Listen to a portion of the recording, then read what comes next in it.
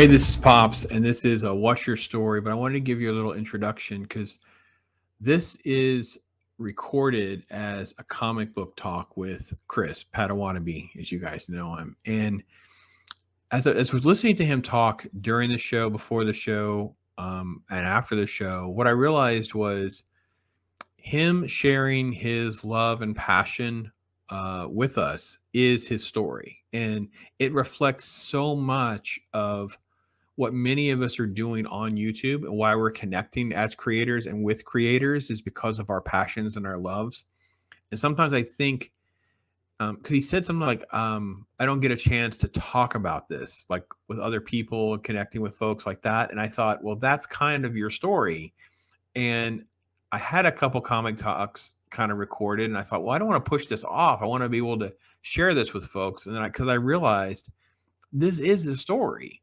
So you guys think about it through that lens, and at the end, let me know. I want to come back and kind of give you a little epilogue of what my take home was. But here's Padawannabe. What's your story? Well, folks, welcome to Comic Talk. It is going to be a fun time. I have not done one quite like this in a while anyway, so it was really great to finally be able to coordinate. He's calling himself Chris. This isn't Chris. This is Padawannabe, baby. This is Padawannabe night. We're going to show and tell right here with you guys. I didn't realize that it said that. Yeah. It usually changes it. It was different when I joined this time. Yeah. So he is going to show some comic books. We're going to talk about some comic books. And I think this will be a great way to show and tell fun. This will premiere. So if you're on my Comic Book Day Wednesday and you're in the chat and you're watching this through the premiere, you ask your questions and comments. If I can't answer it exactly, I'll do the best I can. I try to be there for all the premieres so I can be in the chat. But we're recording this. You'll get this in a couple weeks. But yeah, so here we go. And listen, brother, thank you so much for doing this. I know we've been chatting on and off and back and forth for forever and a day.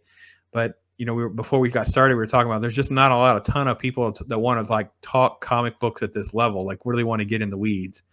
It's more like, what do you want to read? It's very high level. You also have to get that interest because a lot of people read comics. I can't talk a whole lot about Batman from the comics and Superman, all that. Even Marvel, I'm this is my niche. Yeah, he's an X-Men dude. He's an X dude. So we're going to get into that a little bit, and we're going to jump right into it. I'm going to show his first one. So this is, I think it's his oldest one. He gave me a little bit of a list. So again, if we're a little disconjointed, it is a little sometimes hard. So technically, by definition, the original series started in 1963. It's called The Uncanny X-Men. So if you look it up, it would be under Uncanny. Now notice at the top of this book, though, there's no uncanny label. I don't have time. We would spend forever if we just try to go into the intricacies of these kinds of things, that kind of thing. So notice it's a 12-cent cover.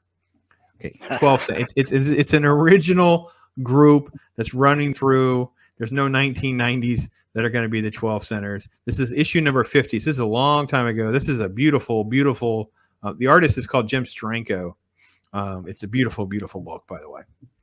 And this is one that even if it's in pretty poor condition, because it's so old, it's X-Men, so everybody has to have them, right?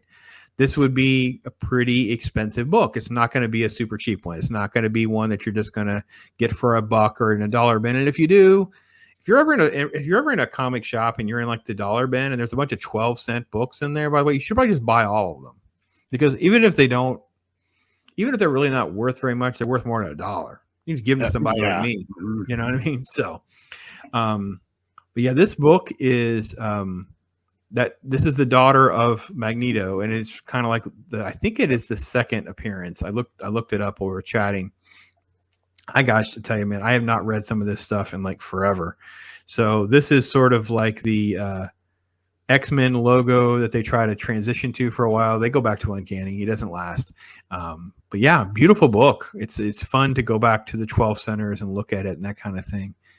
You know what I like about it, Chris, too? It's the way they use the green against the yellow, and then they kind of put the green blocks under the white lettering. They really do create a lot of depth. I mean, we all know comic book covers were poster art. Like almost every single book they released for decades. Yeah. Yeah. Do you remember where you got this one? There was a couple comic book shops that I frequented. I think I probably got this one from a smaller one.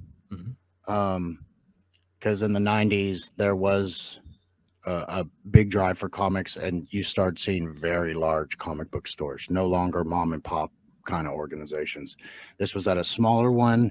Any of this kind of stuff, I was, and like you were saying, the second appearance, I was kind of going for those if I can find them, and then they'll have a sidewalk sale, which put a lot of stuff 40 to 60% off, but you're still paying $15 to $40 for a book possibly. But that was my way. That was my way to get some of the more expensive ones, you know, and I have them in my collection. So this, early version of, or early appearance of Polaris. Let me see if it actually says. Oh, well, no, that's where I got the card back. I can't remember the name of this actual comic book store that I went to. It was so long ago. I mean, that was probably 92 or 3 when I picked this up. Oh, so it's in the heyday of the X-Men fear. Because I'm doing that Saturday morning cartoons where I'm doing this rewatch of all these cartoons. And yeah, this is the heyday, man. Once that starts, once that cartoon starts taking off, man, all the normies are looking at it. Before we move Polaris out of the way, can you raise it up a little closer to the camera to see if I can look at the edge on the spine, like especially around the 12 cent? I can move that up. Just hold it up to the, just like that. Let me see if I can get a little better because it looks pretty nice. The only thing on this one that I'm really disappointed with is up here on the authenticator. Oh yeah, the little comic code thing. It's smeared. Yeah, it's like a pretty big blemish. Holding that thumb there too long, and then just they got a sweaty thumb, and they just scraped it off. Yeah, the binding. It's pretty nice cover though. Pretty good.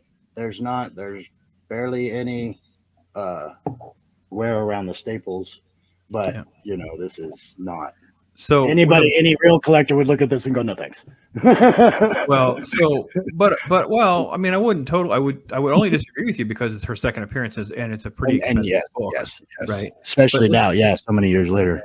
So again, if Padawannabe was coming to me and said, listen, I want to know if I want to get this graded or not, you would get this cleaned and pressed. You want to try to get it as cleaned up the best you can. See if there's any of because there's probably because when you run your finger along that spine, you'll probably feel some of the indentations and stuff that you really can't see.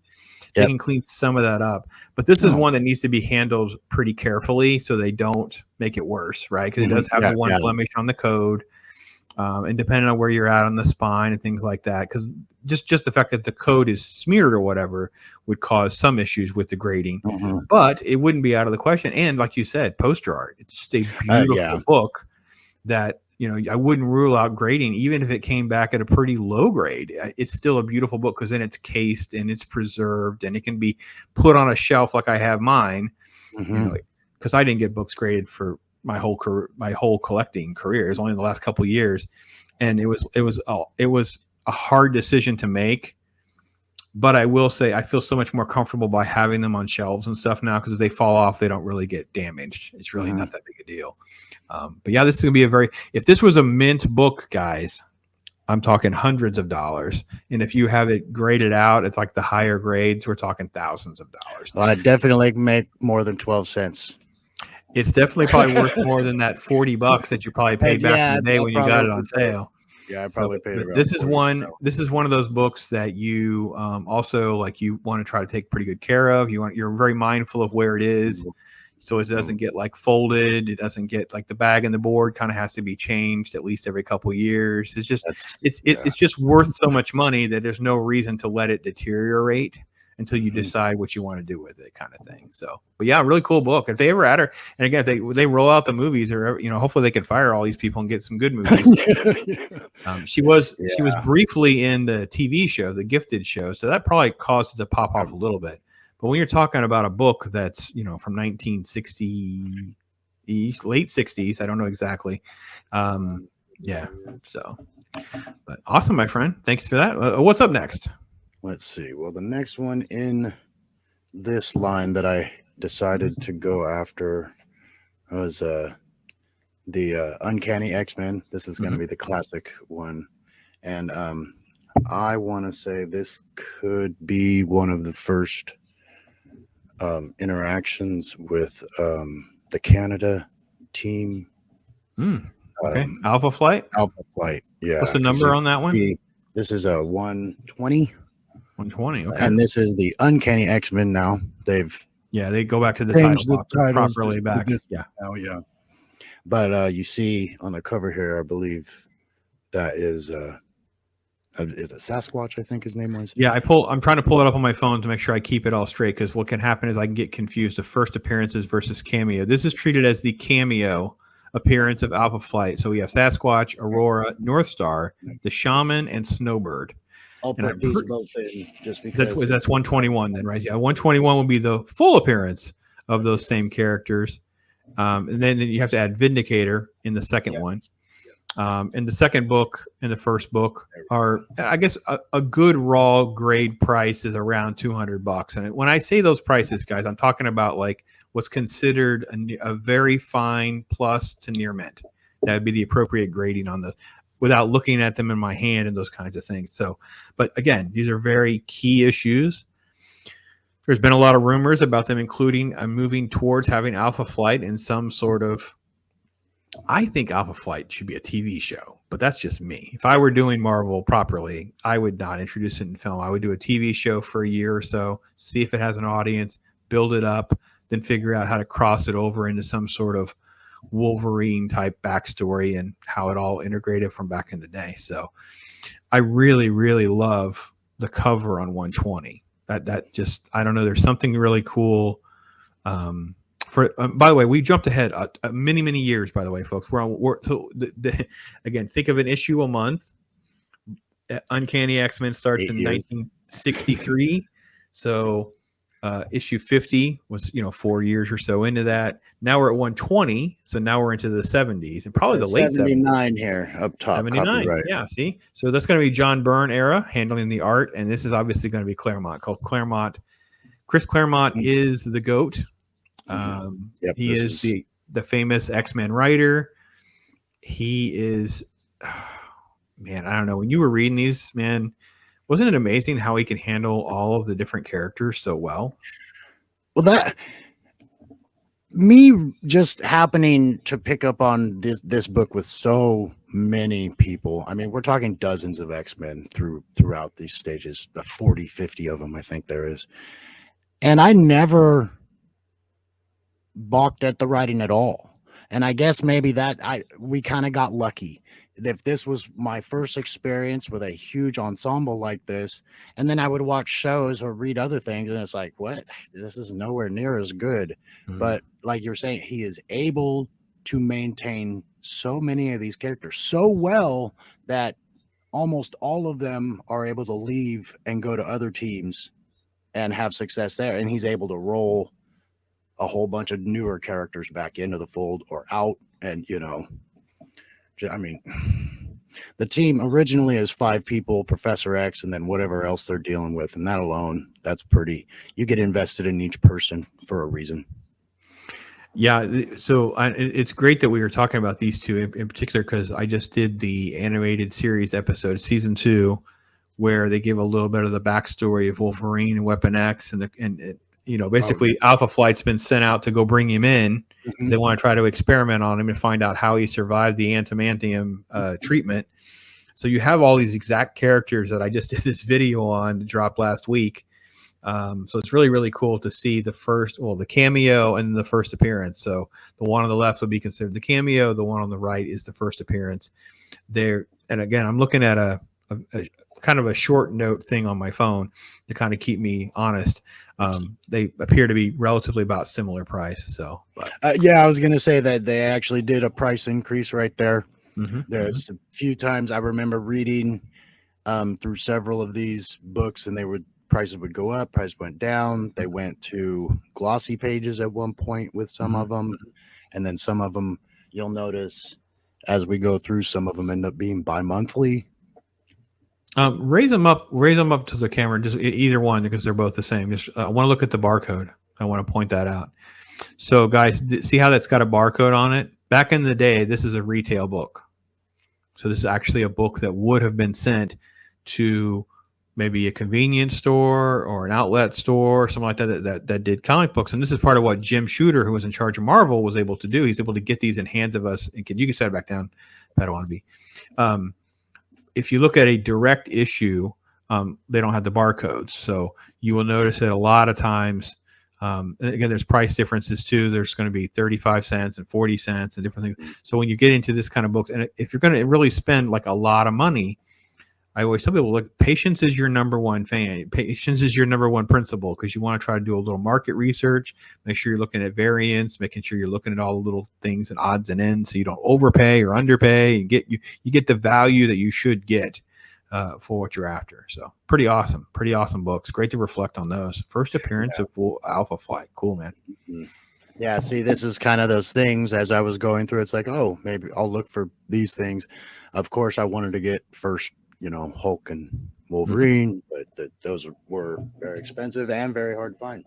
Well, now they're the price of cars. Yeah, and if you find them, because a lot of the small places I go to now, I'll try to find any, and they're like, we don't have anything that old, like not even close. Oh, no. These places, if you go around, so there's a guy on YouTube where I'm at. I'm large. Yeah. I'm near a large one, but I haven't been there yet. But even in a larger town, so I work in a larger town, and I can tell you that there's a YouTuber. I'm not going to call his name because I don't really vouch for his content anymore. I haven't watched him in a while, but he did like the U.S. tour, and he just went around the shops. And I guarantee this guy has so much cash that he's a pretty big YouTuber. He's buying all that old stuff. He just go because he's just that big. He's just that big of a guy. So, there's a classic. Now, this is the classic. This would probably be one that I would get put away. This is it. I mean, this is the storyline right here. Days of Future Past. So, yep.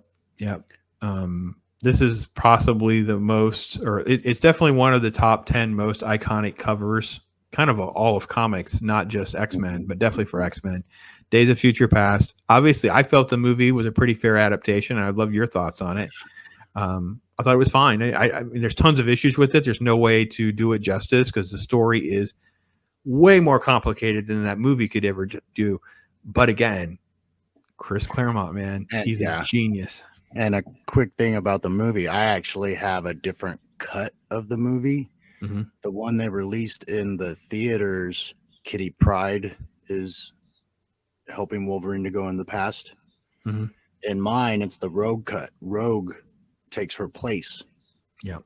So Kitty Pryde is not the same in that movie at all. So Rogue plays that part. So it changes a little bit there. But I felt it worked really good, especially with, I mean, you kind of have to weave the story together, but with how they did the old 3 movies, mm-hmm. and then they kind of restarted them, and then they put this Days of Future Past with it all in the mix. It's like, it kind of works. I thought they did a great job. Easily the best of that series by far, Days of Future Past. And the character, of course, there was a few little things, and then you see characters in there. My biggest thing with the movies was always they didn't ever really have the right teams. Oh, right. Yeah. So, again, another super key issue. I got to be honest, this is kind of an underpriced issue. I looked at this issue to buy when I was kind of looking to do some more investing for a while. I was looking at these. So here's the thing with this. You can find this book and you can get lower grades, and the price is not too bad on this book until you get to the higher grades. Was when you get to a higher graded book, people that are into like the wall art of it all, the cover art of it all, the history, so they're not even X-Men people, but they love covers. They love history. This is the first appearance of like a million characters, by the way. The whole concept of the Brotherhood comes into play. I think Pyro is introduced in this one. Rachel Summers, of course, is introduced in this one, which is Scott and Jean's daughter. So yeah, there's a ton of cool things that are in this book, and this is it is a beautiful book. Thanks for sharing that one. I mean, that there is the whole, it's like the main storyline. It ties into what they deal with for decades, and then every time they even think of doing X-Men, they have to put this in there. You know, the animated ones, the movies, anything like that. This is a storyline they can't not do. Yeah, it's such a cool game changer because it was painting a very bleak and dark future for mutants Mm. and cast a shadow over the present. It's like, well, is there anything that it can undo that? Are we just destined to be on that?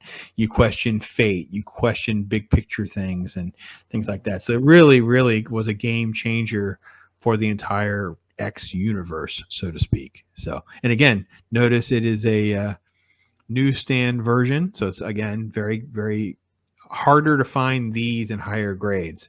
So a direct market one will have a little Spider-Man face in that little box. Yeah, I had these older ones. I didn't have that, but when you got in good at a comic book store, you got savers. So it basically went from package into your thing, and which was kind of nice. Didn't have, had very minimal handling, and things like that. Very nice book. Okay, so we got that. So then we're gonna go. That was 141. Now we're gonna go to 171. And still with the very classic X-Men uniforms. I think everybody would have loved to see Storm Halle Berry in that black and white trim. I think that would have been a fan favorite for sure. Yeah, this is they're very, very nice. This is really and again, I've been doing this rewatch. I know I keep throwing back to it, guys, but part of my explanation of the animated X-Men series is how much they tied into their comic books, how much they tied into their history. So they could sell action figures, they could sell stories, they could sell. So they looked at it as like an extension of the current embodiment of the comic book world, whereas the Batman animated is more like a different type of universe. But this is definitely Colossus's story, right? I just did an episode where Colossus and Ileana and the backstory of what's going on in Russia and how that's all being handled. So this is where this issue ties directly into all of that. So if you're a big fan of Colossus, this is a must own. This is one of those early relevant stories, not of his first appearance, like giant size X-Men, but it is, it's part of that whole thing with Ileana, his sister, that kind of thing. So, and with you having looked this up, you can kind of see how I was thinking. It's like, oh, he's getting close with some of his picks, and you can kind of see what I was going after when I wasn't collecting every issue. But again, all these covers are just so good for how long ago they were. They took it so serious. They took it so serious. I have some modern comics, and it's like they're still better than the older ones. Now, this one was one I got. It's not as in good a shape, and we can show what we're talking about because the spine of this one's kind of bent up a little bit. Okay. And I think this was those, I forget what those children were called in there, but they were big enough that their issues kind of, for some reason, did better. I didn't see a whole lot of. What's the issue number on that one? I'm sorry. This is 195. Yep, we're jumping ahead quite a bit. Okay. And these were basically, there's a couple more. Let's see, 12, 24, 2 years, 3 years. And they're basically like kid X-Men versions. The new mutants, right? This is not actually the New Mutants. These, I want to say, it's been so long since I read this one. I want to say they're just they're not children, like they're older, and they just always look like children. All right, I'm pulling it up to make sure I don't misspeak because I don't want to make sure. Yeah, I'm trying. I want to almost say this is the lead in. This is the lead in to Secret Wars. Holy cow, this is super cool. That might be why I was trying to get the yep. And Power Pack. You'll see this next one coming up too, and that'll make a lot more sense. Power Pack, yep. Power Pack. And the next one I show will make a lot of sense too. Yeah, so I didn't get into Power Pack like at all. First off, this is another cool reason why to have on Padawannabe, so you guys can understand X-Men people that really got into the X-Men too. You're not alone, Chris. Like it was a very that was your thing. there was some reading and collecting because of comic books, some, but for me, it was like all of this stuff, and then there's X-Men stuff. Like I was like a complete mirror opposite. But I had the friend who was like you. He had all of this stuff. He was in New Mutants. He kept trying to sell me on Power Pack. He's trying to sell me. But there was just it was so overwhelming. It was so overwhelming. So that's why I stayed in it, because I couldn't dip out. Oh, I want to read Spider-Man. Well, that's 4 more comics, you know. And when you're dealing with any one book, you're dealing with one-offs, you're dealing with crossovers with other comics, so you're having to buy more that way. And all of a sudden, in a month, now you're buying twice as many comics, which may not be that big a deal. It could be. I was spending, I think, $25 to $30 a month with what I was doing, and it was all X stuff.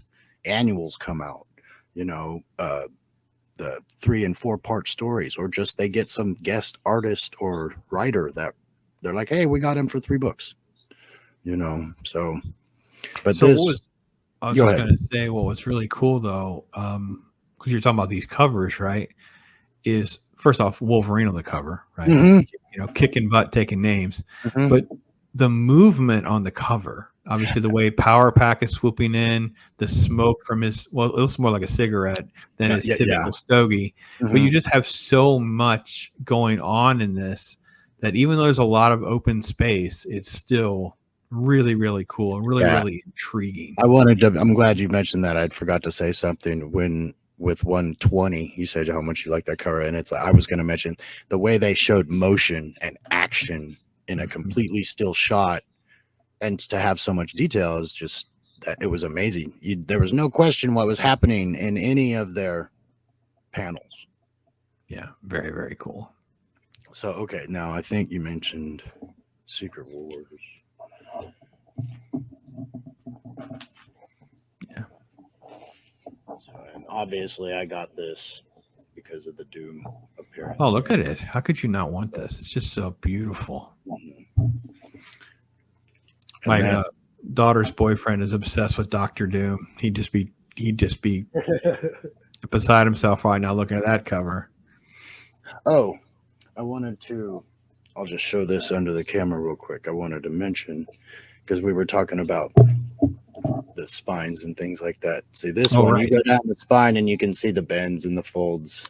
Right. So hold it still for 1 second. Go back up a little bit. Yeah. Okay. Stop right there. So the crease on, if you're looking at the screen, guys, on the right, that crease, sometimes the pressers and cleaners can make that better. But see how the color breaks on the stress marks and you see the white? We can't undo the stress marks. So the white is the white. So you're stuck. And then around my staple too, it's really kind of staple stress marks and things like that. You can't really undo a lot of them, but they can improve them. Now, again, the book that he's showing us would not be worthy of even trying to consider something like that financially. But if you had a book that you wanted to do, you know, you would. These are the kind of things that they can fix versus can't fix. So yeah, cool, very cool. Yeah, X-Men versus Doom is just conceptually just one of those things that when you're into this, you're like, I don't even know that I like X-Men, but I want to read that. See, and then this is easily a way. It's like, oh, let's start reading Fantastic Four now. But yeah, again, yeah. So when you were buying comics, was your heyday like in the 80s and 90s? When was your heyday in really buying? I actually, I liked drawing all through elementary school and junior high, but I never took art classes. I was like, I draw on my own. I don't like when somebody says, oh, we're doing this. So I was just it must have been, I was trying to think of that today when I actually picked up my first, and it might have been like 91. Okay. Which was really deep into the titles that I was collecting at the time. All these, I'm going way back. Yeah, that's right when they're exploding. Right when they're exploding. We're going to get to that issue that just it's the best selling comic book of all time. We'll get to it. And I saw the picture and I was like, that's a pretty cool picture, because I wanted to draw like actually the superhero look on those comic books at that time was incredible. I was like, I want to draw those pictures. So I kind of picked it up just for some pictures to draw, but I read it, and that was the mistake, because one book I didn't even know what the story was about, but it was like, I need to know more.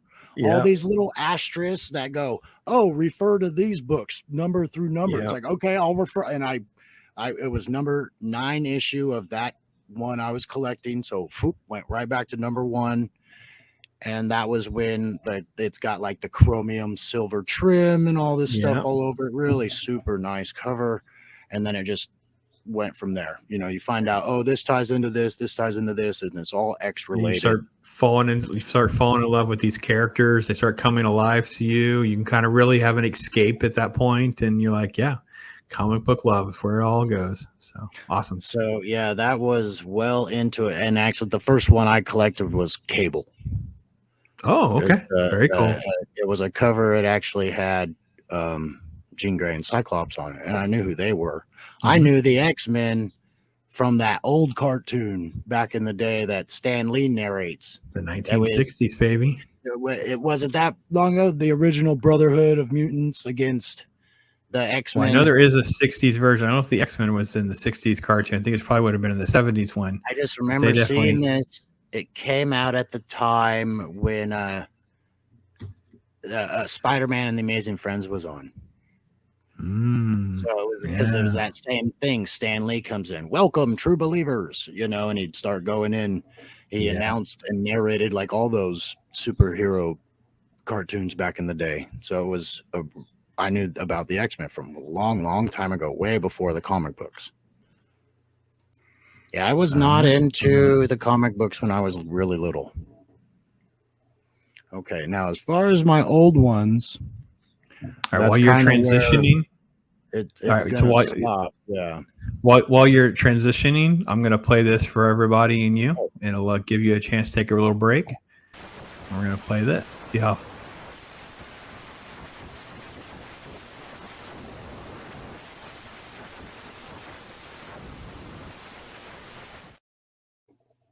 So man, I remember 6 Marvel animation intro, baby. I remember that. Oh my goodness. Okay, now here's where it gets a little sticky. So, because you'll notice here on the cover of 197, that's nobody from the original team. No, they're not there anymore. Everybody, so I think, well, that might be Cyclops, right? Is that Cyclops laying down? No, because I'll show you. Oh, well, yeah, that's Cyclops there. And yeah, he actually, I think he stays with the team the longest because he's the leader guy. Yeah, because he doesn't leave till after this. Yeah, there starts to be just too many X-Men. So they're starting to question whether they should be there or elsewhere. So they decide, you know, things start changing. So this is well after the second team's been introduced. This is well after even more. You see Kitty Pryde in the back there. You see Rogue in the back there. So I'm gonna with that being the different team, I'll lead into this other one before we go into the really far ahead X-Men ones. But these are, because this is what happens to the original team. Yep, they start splitting everybody up. They end up being basically a team that works for the government kind of thing. They're loosely affiliated compared to what it becomes later, but they get the original team back because you demanded it. The dramatic return of the original X-Men. So this is when I think X-Men becomes uncanny X-Men. Not to mistake it with, well, these are the original X-Men. So they get called X Factor. So the uncanny X-Men's been burning, and that's the first time. Because this is in the mid 80s is when this book drops. And it does not take more than a few issues for this book to go bonkers because they introduce Apocalypse. That's number 6. Yeah, it was fun going through these, I'll tell you. Yeah. So we got the first edition there, and I was actually pretty happy when I was going through my things. I had a lot more X Factor than I thought I did. So I'm kind of happy. Let me tell you what, some of those really got pretty hot. That issues 5 is the cameo, 6 is his first full appearance. You got the Archangel stuff that he does coming along later when he's experimenting on him. I mean, yeah, these books got really popular. By the way, do you have a copy of that 4 and 5, 4, 6, whatever it is? I think I have it's 5 and 6. 2. Here's I wasn't sure about 4, but it does kind of begin things because they're starting to fight their first team. This is 4. There we are, 4. Yeah. And again, the covers, X-Men cover's not an X-Men cover without X-Men knocked unconscious on the ground. I mean, either in some dramatic fighting pose or knocked out underneath somebody. Very common. So we got that. I'll just start stacking them here. And then 5 is how we get this. But then this is where things change. And now we have... There he is. Apocalypse. Oh, it's such a good book. And again, this was probably one I went after pretty quickly. It's like, oh, we'll get these, and then I fill out my collection after that. But yeah, this is one of those when you were reading, I'm sure you were like, you go to the bin and this book's just not in the numbers. You're like, it's never there. Where is this book? It's not on the wall. No one has it. Where is it? It's like, oh yeah, because there's only like 5 people that had it. No one had it. And again, I think it was hard to find for a while. Getting into it when I did a little earlier, because the late 90s, it would have been a lot harder to find that stuff. More people, and then 2000s, everything rolls around. It gets a lot harder to find things. So I'm going to show these next couple ones only because... And that is a real key issue, guys. I mean, I know Apocalypse is probably not going to be done again anytime soon, so you may have a nice buying opportunity if you're interested in getting this book. But this is a key issue. And there's a lot of black on that left side. So that spine is very, very sensitive. It's really hard to read that book and keep that spine intact with that little black edge like that. You guys know that's part of the grading issue with that one.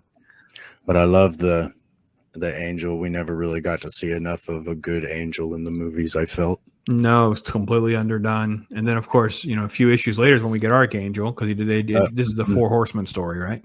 And yeah, that's what we're working to. Yeah. Because then we have, and I just want to show this one just because, again, some things we never saw in the movie. Iceman's classic ice bridge, which they did show in Days of Future Past, but really he did it inside.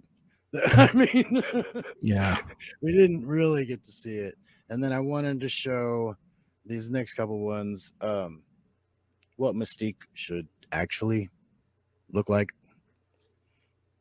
And this is kind of a variation on the Brotherhood of mutants, but they're working without Magneto at this time, I believe. Yes. And then I thought this one was interesting because we see Spider-Woman. Yeah, a little guest appearance. Yeah, so every once in a while, you just kind of stuff gets thrown in. I also think it's probably worth noting, by the way, for those people on Twitter and such that don't think women are in comic books. Louise wrote all of this. Louise Simonson wrote all of this. So all of X Factor was her storytelling. I think Bob Layton may have kicked it off or something, but yeah, Louise is the one. She's yeah. I don't want to hear about how women are not in comics or whatever. So some of the best X content, was by women, with women, strong women, great stuff. Absolutely great stuff. Yeah, again, that all these things that come into today's, viewing options, I guess you could say. Having read the comic books like these ones, when I did, it was normal. Not only 1 or 2 females, but almost every single female wasn't just there. I mean, probably, I would say Jubilee was probably one of the only female characters that took up a little space. Like, she was just kind of there sometimes, just as a sidekick. and she was always meant to be the liaison to the reader or the audience. Like I said, the original animated cartoon was supposed to have Kitty Pryde that didn't get picked up. they substituted Jubilee. So half the time when Jubilee has actual lines, it's so the person will answer her question or comment. So they're explaining something at home for the kids, so the kids can keep up. That the show's not totally for an adult. The little kids can kind of keep following along. Yeah, that vocal narrative. Yeah, it's like, let's well, who's explain that? why does Colossus have these "Who are you?" powers, Mr. Professor? Oh, well, you see, Colossus is, it's like very Yeah, much. they couldn't say enough that he doesn't have laser eyes. He has concussive force optic blasts. You know, Yes. they couldn't mention those kind of non-lethal qualities. And so we'll just go through a few of these here. And again, kind of just some iconic covers. Oh, that one in particular, yeah. And again, we're starting to get into something. We're not just X-Men. You got Hulk, Iron Man, you got Thor, Fantastic Four, all the X-Men, Daredevil. Something's starting. That's the anniversary border, guys. So you'll see this border around these books that are dropping in this year. So it's celebrating this first. So basically, the Fantastic Four is the first book. So this is 1986. So it's 25 years later, and you see that border around those books. So very, very big. But also the fact that it has a really cool sort of like mugshot of Cyclops makes this book really sought after. That's a really sought after. Very iconic shot of him. Just a classic Cyclops look. And again, this one here, the covers were just good. A lot of action, a lot of motion, things like that. And then, we'll build up. So I'm going to throw this last one in here because, again, we kind of just good action shots. Boom Boom comes in, who is an early member of the New Mutants. We got Iceman's Bridge and Beast, not all beasted out still. Yep. I think this was when he was able to change himself back. Yeah, he's able to move back and forth, So those there, and then we'll jump ahead. That was 12, so I'm going to jump ahead a year. So, and again, already within a couple years, X Factor becoming a major book from back in the day. This is a huge issue. This huge issue. Obvious. I'm going after Archangel for this one. This is why I went after this one particularly. Yeah, this one, I will say that the animated show did a pretty good job of trying to not get graphic for the kids about having his wings ripped off and tortured and experiment on. They just have just enough to get you to know he went through something that was pretty awful, painful. But as a reader and experiencing this was incredible. This was such a cool thing. Again, not as a big X-Men reader myself, I was like, I thought this was some of my favorite stuff during that, like the mid 80s that I was getting into. I really enjoyed this. I actually opened this up earlier today because I wanted to look at it again, because this is I'm pretty sure this is the first time we see Archangel in his metal form. The books leading up to this, the X-Men did not know what happened to Warren Worthington. They assumed that, I don't know if they assumed it, but they basically got to the conclusion that he committed suicide. So they did not know what happened to him. And if it being one of the founding members of the X-Men, this definitely, like you're saying, this is a huge book. But again, with the Apocalypse ties it, this is the fourth Horseman now. Up until this point, they were only fighting 3, and now it's one of their own. Yeah, death. It's awesome. And because, most of the time, this is all we see. Archangel. There wasn't many times in the cartoon that we saw normal Warren. I think it was one episode. One episode, he goes through the transformation. Yeah, so, they can't undo it. And it's so fast. Like, that was when I was watching, and I was like, hi.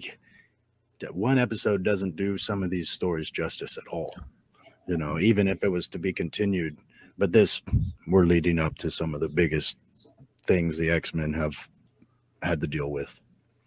So, and then it just goes further and further. And these were the ones, again, I'm going through the list right away of what we talked about earlier. So X Factor, that was a big one. And then they go in, the team changes.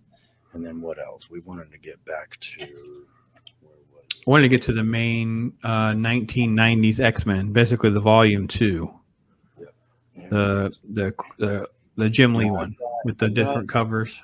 Two. I have one with just the cover I picked. This was the one I liked the most. Yep. Okay.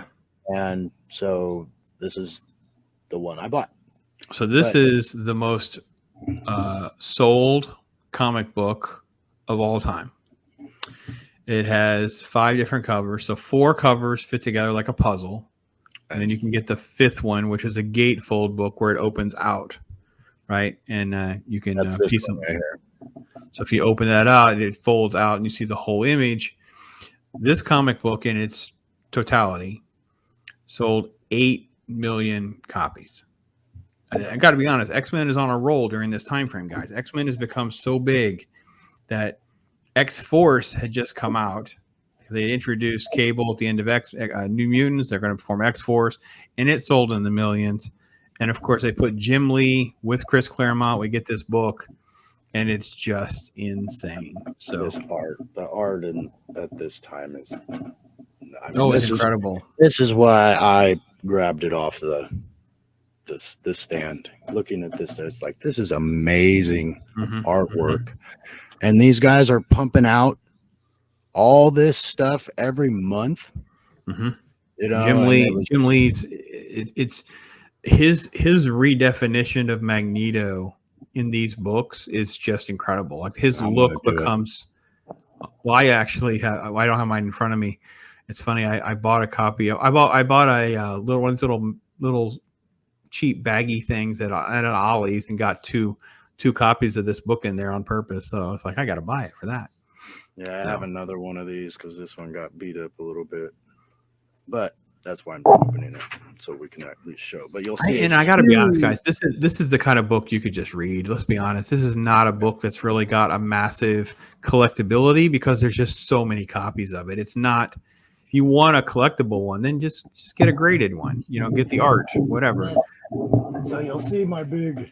There you go. See how it folds out, and it becomes the big puzzle piece. The big puzzle. So each section is so the one with Beast and Storm is an issue over there on the left, and the one that he showed us a minute ago with Gambit and Psylocke and Colossus in the back. The famous one here with Cyclops and Wolverine, and then of course they're attacking Magneto. Those are the 4 covers, and the one he's showing you is the 5th one. All that motion, just yeah. This guy. I mean, this is the X-Men art to me.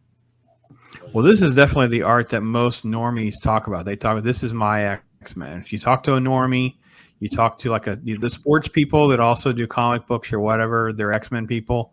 This is what they talk about. They talk about these books. And so they got glossy pages now. Look at Psylocke kicking butt and taking names. My goodness. Yep. Optic blast. You got everything happening in this book. I mean, look at the detail. There's so much that these guys did in these. Pick a page, honestly.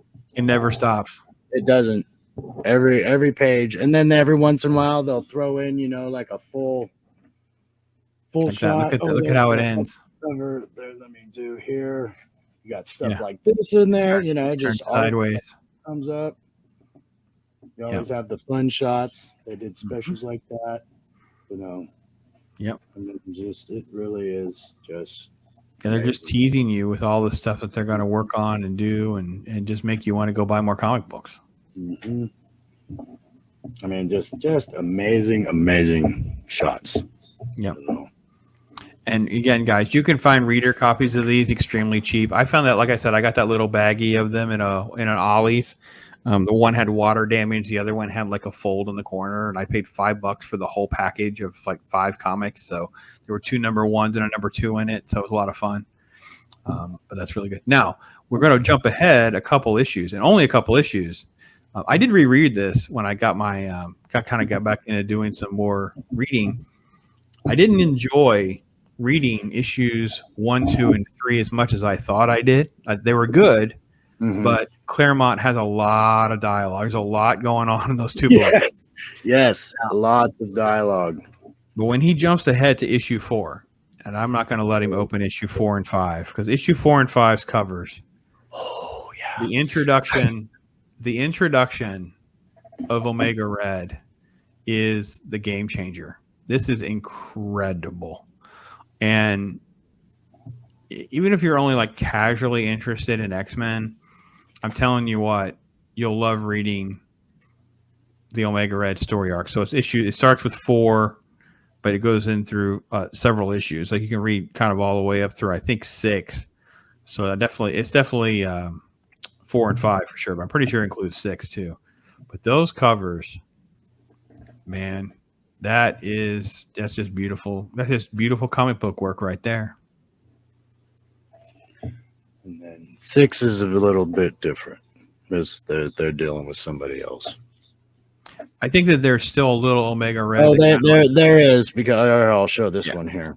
Yeah, there's a little bit, but they're transitioning with what Sabretooth's role is going to be. Yeah. So Sabretooth and Omega Red are going to go face to face, and Wolverine's going to go face to face. Yeah, that's what I was saying. That's issue 7. Here's 6. Oh, it's issue 7. Yeah. Okay. And in comes Sabretooth, and again, Psylocke. She was like my most favorite thing to see on paper. The way they oh my gosh, made it so cool. And she's just this action star this whole time. Like she's always just totally kicking butt and using her powers, and it was amazing. And the last one I wanted to touch on, I know we're getting close to an hour. We're doing all right. I want to touch on number 11 because number 11 is kind of this crazy book, and there's kind of a list now of about 10 of these books, and this is one of those that you could have gotten back in the day, probably up until just a few years ago. You probably could have gotten this in a shop for like $5 or less. A beautiful copy, by the way, $5. Figure out where my stack is here. That's hard. He's going to find it for us. Oh, okay. X-Men. What was the next number? I wanted to jump to number 11. Okay, I'm still looking. There's Bishop. It's kind of Bishop becomes a big deal during this time frame. I have his first appearance up here on the shelf behind me. And this one, I kind of like. They actually tied it into Ghost Rider. Got a chance to buy a few Ghost Rider comics. Number 9. Yep. There it is. Number 11. All right. So number 11 is now probably a $20 comic book, because graded, it's probably a $200 comic book because that cover has become the iconic modern X-Men fans of the animated series. I literally heard a guy, he's a sports card guy who's been dabbling with certain first appearance key issue comics. He talked about getting this in 9.8. He got a graded 9.8, and he looked at it and he held it up and he said, "This is my X-Men." So the reason this is so important, or why I definitely want to make sure that Padawannabe took a minute to pause on that book with number 11, is because when Marvel moves forward with whatever their plans are, I just want you to know what most normies think of when they think of the X-Men, and that's it. So when they change a character to a different race or gender or purple hair, or they decide it's more important to have this character or that character that no one's heard of, just remember the normies look at this as their X-Men. That's their X-Men. That is a truly spectacular book. Yep. Gambit with his trench coat. Oh yeah. Rogue with her southern accent. Mm-hmm. That's what we Beast hanging from a ceiling, Psylocke looming in the background. And Wolverine's short. Wolverine, baby. Beast mode with those claws, man. It's just so good. So awesome. That's awesome. So now at this point, I'm probably reading X-Men, Uncanny X-Men, Cable, X-Force. I think New Mutants is done. It's X-Force now, which I loved. X-Force was probably one of my favorite books. And Uncanny, regular X-Men, X-Factor, Excalibur was out, Cable, X-Force. And then they even had some new stuff starting right around that time too, which was kind of odd. Well, they're also doing a lot of miniseries, which we should do. We're going to have to do another stream because I don't want to. We're coming up on our hour mark, but we're going to have you back because I want to really kind of dive into some of the other. I want to do a stream where we just talk about some of the random things, because Cable has a miniseries, Gambit has a miniseries. There's like I remember having Magneto Zero. I think I had to get it in the mail or something. Yeah, It was so strange. I have Magneto Zero. I have Rogue. I have Storm. I have a Magneto one-off. Other than that Zero, I think the Zero one is that kind of purple and red.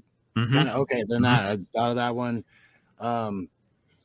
God, I'm trying to. There's just so many, and then I'd always like to throw in a few of those. Like they have the bathing suit collections and the end of the year, collector edition stuff, and just the artwork in those is just amazing. And you have the cards too, and that's where I got a lot of my information. I was collecting, I think it was Flair, X-Men Flair at the time, and then the Hildebrandt brothers doing those masterpieces were just that was amazing stuff. Yep, that's my boy right there. There's 93. Yep. I love those. And here's one of your favorites. Maybe oh, that's a nice one too. It's a Julie Bell. Oh, that's nice. Let's see. There's another. Oh, I should go get that real quick. I wanted to pull that out. I might have to do that real fast. All right. I had something that I did at the time. Would you mind if I ran out of the room and grab? No, go ahead and do that. I'll kind of chat. I'll chat with the folks at home for a moment. I'll be right back. So listen, it's really cool. But by the way, right there is that 93 box, that 90s box of X-Men cards. I promise I'm going to open at some point with you guys. But no, I think X-Men become the biggest thing, and it was really kind of strange because when you looked at comics for so long, and Marvel being bigger and DC coming along, then you have the DC revival that happened with Crisis, and then of course Dark Knight Returns and Watchmen and these type of things where it went very dark and gritty. It changed things. That's kind of how things were. And then we get to 92, you have Death of Superman, of course. But in the meantime, with what was happening with Amazing Spider-Man and then McFarlane doing Spider-Man, but you had this X-Men thing. And it was really quite an interesting phenomenon. And I wasn't I'm not going to pretend to be an X-Men collector because I wasn't. My friend was. And I was like, where I got into it quickly was because I started doing my own store, my own shop. And I was like, I couldn't put anything X-Men out without it selling within a few days. I literally had, I don't know if I still do.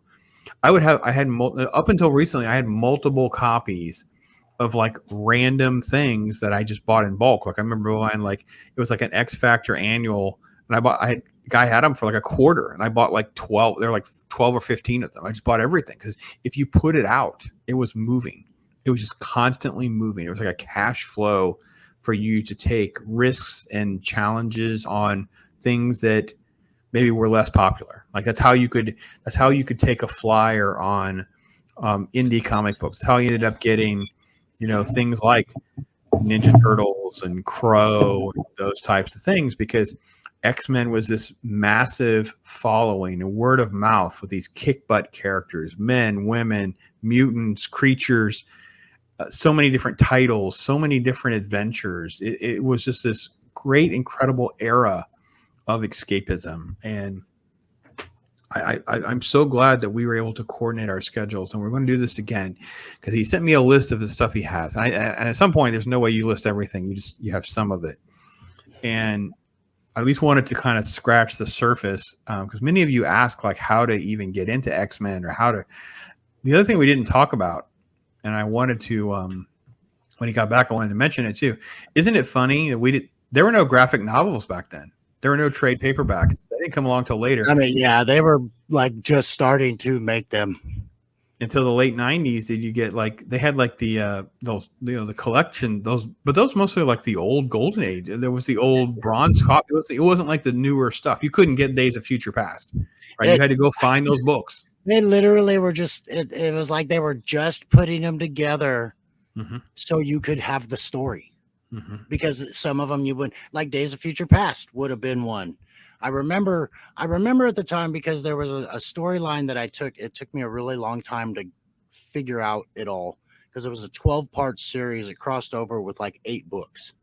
So it took me a while to figure it out. And then later I found that all put together. And I was like, oh, that would be great. So much easier. But I had them, but for future that I started thinking about graphic novels because I'm so into Star Wars, and it was like, oh, that would be a great way to get a lot of Star Wars comic storylines, Mm-hmm. and kind of fill out my EU, because I was huge EU back then. So, but these are not comics, but I was saying that I was very inspired by the comics, but these are a couple things I did. And I don't usually show this stuff, but I'm pretty proud of these ones. So we'll do. Do we still have that other camera? I'm getting you hooked up here. Wow, that's pretty cool. So this is you drawing? Yeah, this was it was probably a trading card picture. And that's then pretty close to that X Factor book, though, bro. Looks like that. It kind of looks a little bit like that X Factor book. Yeah, I mean that's kind of where. But I was working on my own stuff for drawing, but that's kind of me, trying to emulate their comic book style. And but I really like the angel. I like the way the wings came out and stuff. And we were talking about him, so I figured I'd show that. Yeah, I'm glad you did. I have another one because this guy was my favorite, just all time. So. Cable is something. Look at how good you. So did you have art? Did you go to art school?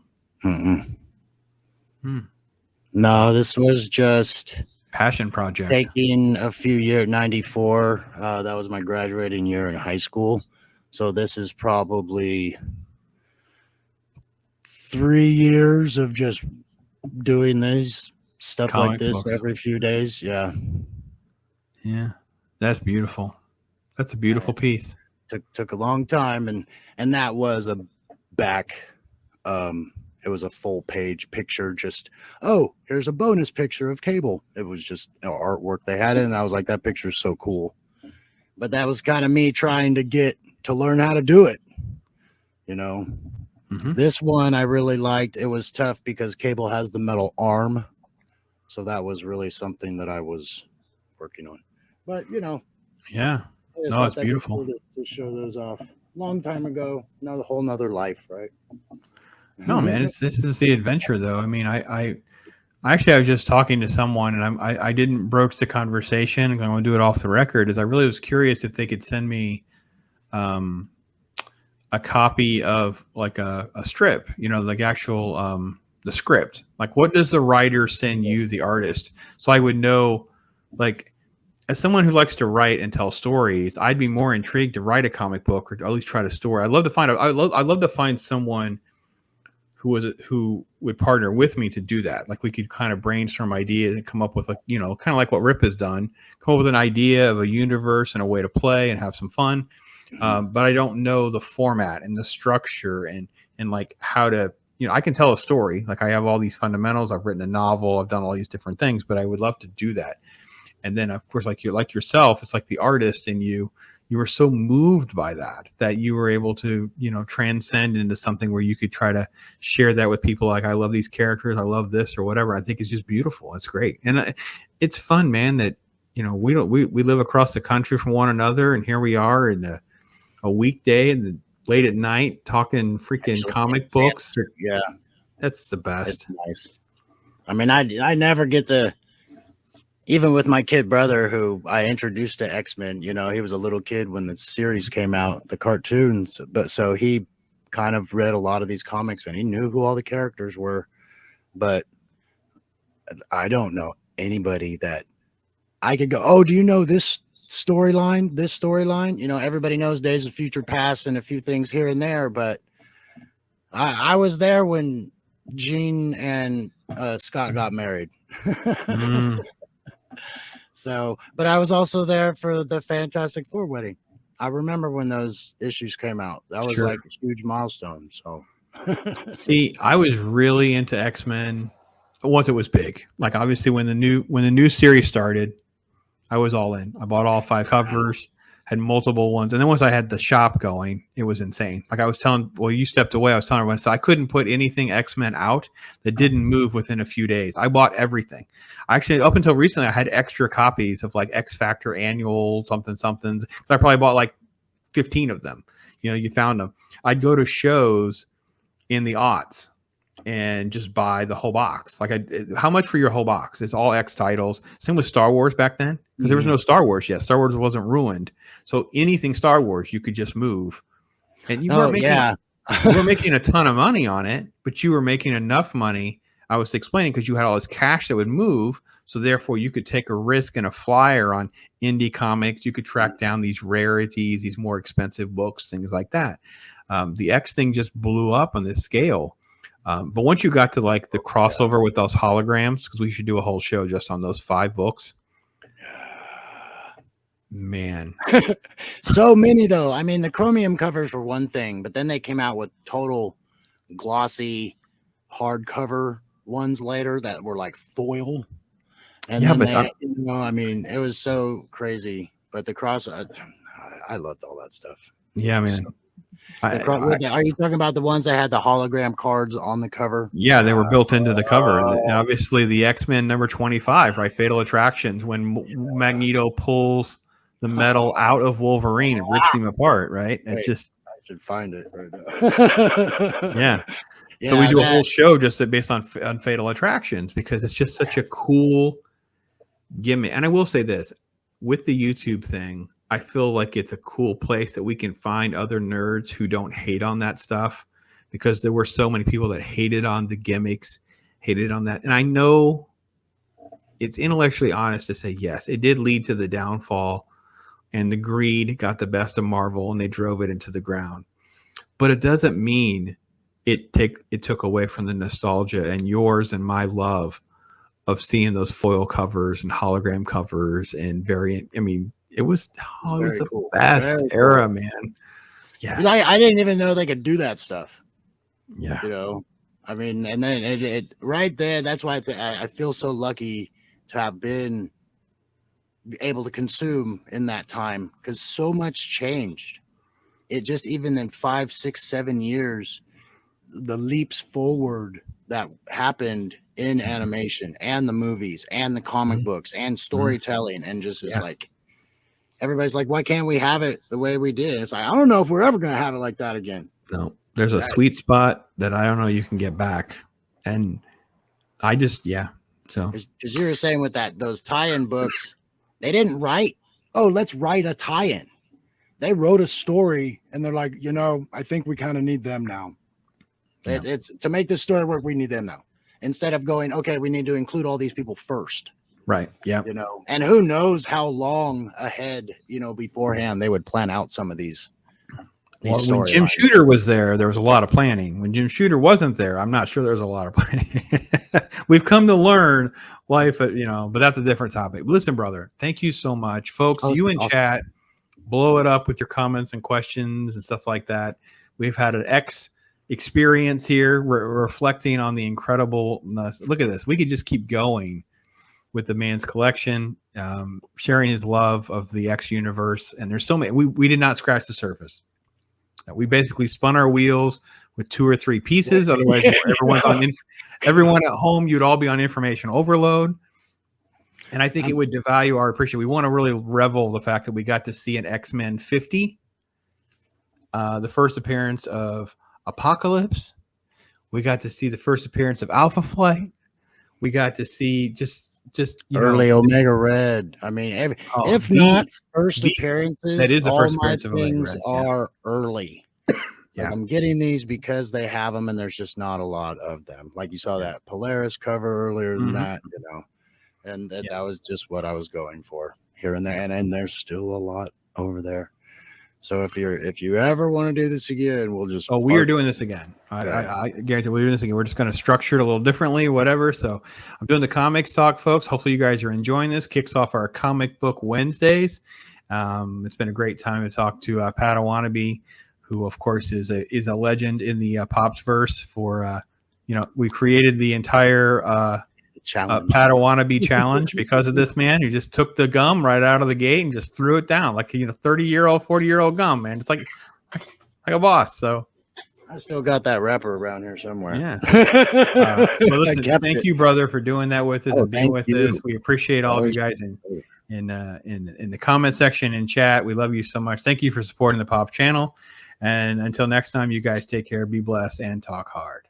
Okay, so what did you guys think? We're going to go to the credits in a minute, but isn't it great? Isn't it great to reflect on the good stuff, the stuff that people love and connect to? And he had so much more we can get to and have him back and talk more again. And it was a great comic talk, right?